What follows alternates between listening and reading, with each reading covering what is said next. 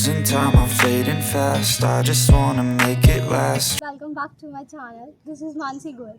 आज के वीडियो में हम लोग सब काउंसलिंग से रिलेटेड जो भी क्वारीज है, एफएक्यूज है, उसे डिस्कस करने वाले हैं, जो कि बहुत इंपॉर्टेंट है। कॉलेज के रिगार्डिंग जितने भी डाउट्स है, कैसे रिपोर्ट करना है, कैसे चॉइस फिलिंग करनी है, मेरे और मेरे फ्रेंड्स ने ट्राई करा है इसके अंदर आप लोगों को सारे आंसर्स देने का। अगर फिर भी कोई क्वेश्चन रह जाता है, please do mention it in the comment. और नीचे टेलीग्राम हैंडल पे सारे प्रीवियस ईयर के पीडीएफ्स अवेलेबल है, तो आप ट्राई कर सकते हो उस पर भी जाकर। Let's begin.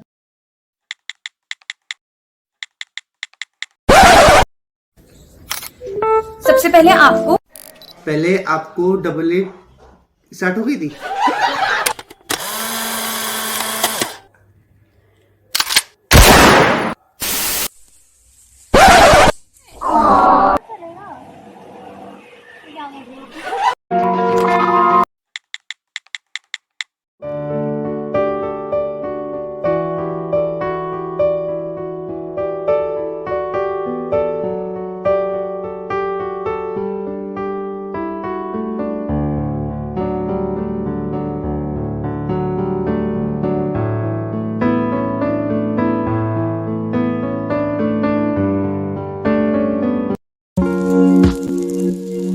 सबसे पहले आप AA CCC.gov.in पर जाके न्यू रजिस्ट्रेशन कराएंगे। वहीं पर आपको सारी काउंसलिंग के स्केड्यूल्स, सारा रिपोर्टिंग टाइम्स और डॉक्यूमेंट्री की सारी इंफॉर्मेशन वहीं पर आपको अवेलेबल मिलेंगी।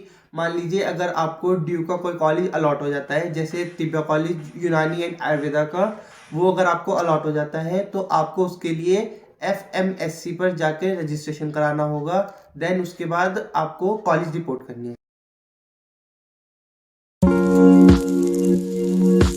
सेपरेट रजिस्ट्रेशन नहीं है। Delhi university, central university, IPU, AIQ, इन सभी की काउंसलिंग के लिए आपको एक कॉमन वेबसाइट पर जाना है, AACCC.gov.in। इसी वेबसाइट पर आपको न्यू रजिस्ट्रेशन करते टाइम ये सारे ऑप्शन पर लेंगे। अगर आपको सारी काउंसलिंग भरनी है तो आपको इन सारे ऑप्शंस पर टिक करना होगा।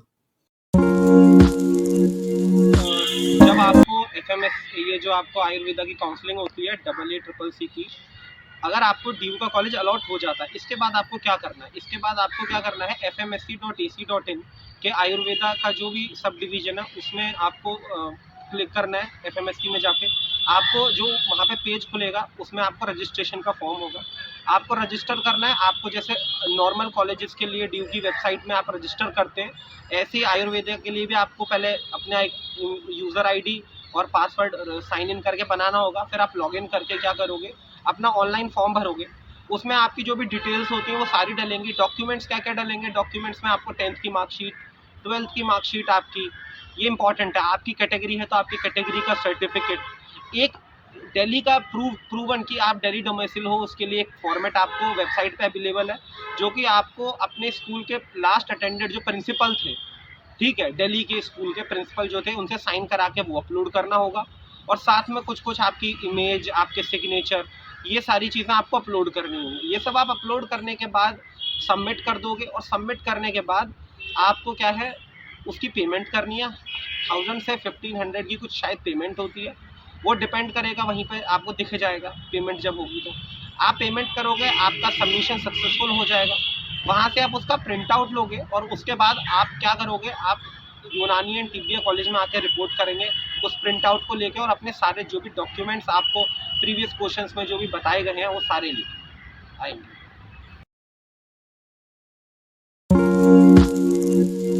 इसमें तीन बातों का बहुत बेहद ज़रूरी है, तीन बातें बेहद ज़रूरी है।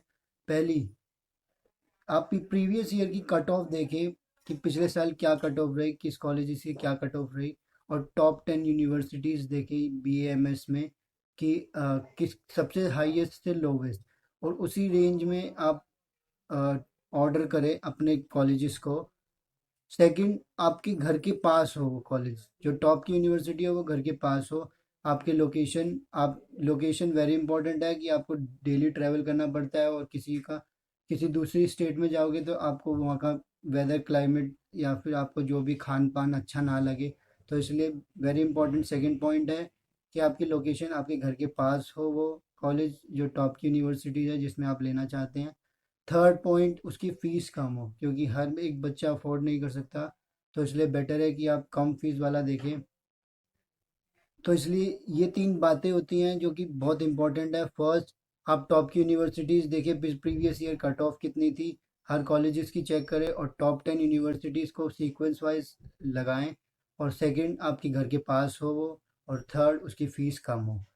जैसे कि BHU वाराणसी जो होता है उसकी सबसे ज़्यादा कट ऑफ जाती है और उसकी फ़ीस भी कम जाती है, तो इसलिए ज़्यादातर बच्चे पहले BHU को प्रेफरेंस करते हैं, फिर NIA जयपुर, क्योंकि ये सेंट्रल यूनिवर्सिटीज़ हैं तो इसलिए इनकी कट ऑफ भी ज़्यादा जाती है और पढ़ाई भी इनकी अच्छी है। तो NIA जयपुर सेकंड नंबर पे। फिर दिल्ली की बात करें तो दिल्ली में 2 कॉलेज है, CB पैक जो कि चौधरी ब्रह्म प्रकाश, और एक तिब्बिया कॉलेज। तिब्बिया कॉलेज में कोई बॉन्ड नहीं होता तो इसलिए बच्चे तिब्बिया कॉलेज को प्रेफर करते हैं। और फिर सेकंड पे है चौधरी ब्रह्म प्रकाश। चौधरी ब्रह्म प्रकाश में क्या होता है, उसकी फ़ीस ज़्यादा होती है और इसमें बॉन्ड भी शायद होता है, आई डोंट नो। तो इसलिए चौधरी ब्रह्म प्रकाश को सेकंड पे बच्चे प्रेफरेंस करते हैं।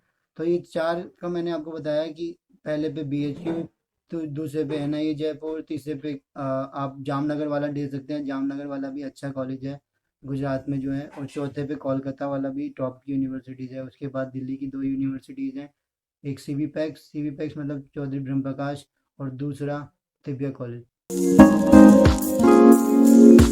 एडमिशन के टाइम पे कन्फ्यूजन तो रहता ही है कि जो मोड ऑफ फी सबमिशन है वो कैसा रहेगा, मतलब कैश के थ्रू रहेगा या DD के थ्रू होगा, और ये कॉलेज टू कॉलेज वेरी भी करता है। लाइक अगर हम स्पेसिफिकली टिबिया कॉलेज की बात करें तो यहाँ पे जो मोड ऑफ फी सबमिशन है वो कैश के थ्रू होता है। बहुत बार बच्चे गलती करते हैं कि वो DD बनवा के ले जाते हैं, बट DD के थ्रू यहाँ पे पेमेंट नहीं होती, कैश के थ्रू होती है।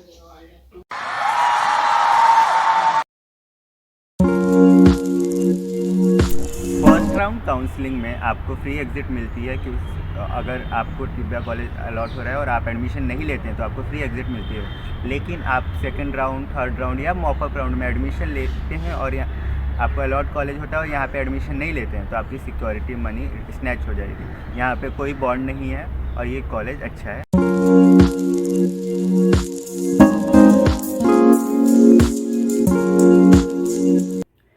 सबसे पहले आपको पासपोर्ट साइज़ फ़ोटोग्राफ्स लेकर जानी है। वही सेम फ़ोटोग्राफ आपको लेकर जानी है जो आपने नीट के एप्लीकेशन फॉर्म में अपलोड करी थी।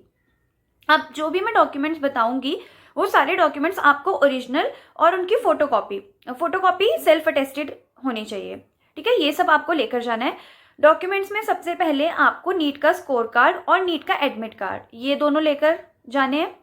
अब 10th की मार्कशीट, 12th की मार्कशीट और 12th का पासिंग सर्टिफिकेट्स, ये अभी तक लेकर जाने होते थे, पर इस बार जो बच्चे 12th में अपीयर हुए हैं उनकी 12th की मार्कशीट और पासिंग सर्टिफिकेट का एक ही कोई डॉक्यूमेंट मिला है, वही डॉक्यूमेंट आपको लेकर जाना है, ओरिजिनल और उसकी फ़ोटोकॉपी सेल्फ अटेस्टेड।